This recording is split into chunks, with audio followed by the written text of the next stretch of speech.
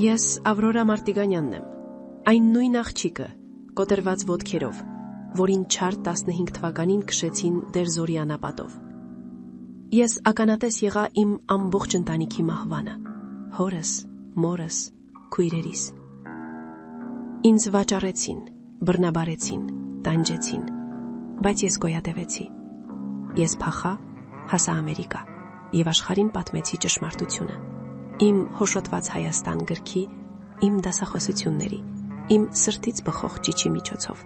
որը լսեցին միլիոնավոր մարդիկ։ Ես դարձա 1.5 միլիոն լուր ստվերների ձայնը։ Ես հավատում էի, որ իմ ցավը աբարցյուն չէր,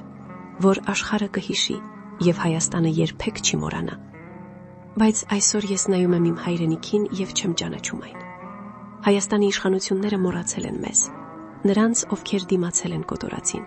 նրանց, որոնց ոսկորները գունատվում են Սիրիայի ավազներում։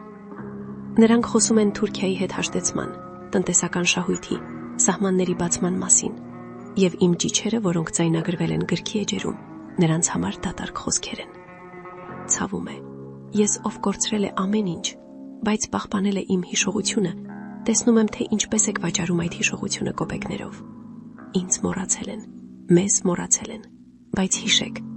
քանի դեռ կա թեկուզ մեկ հայ աղջիկ, որը կարող է ասել՝ հիշում եմ, ձեր դավաճանությունը երբեք չի ներվի։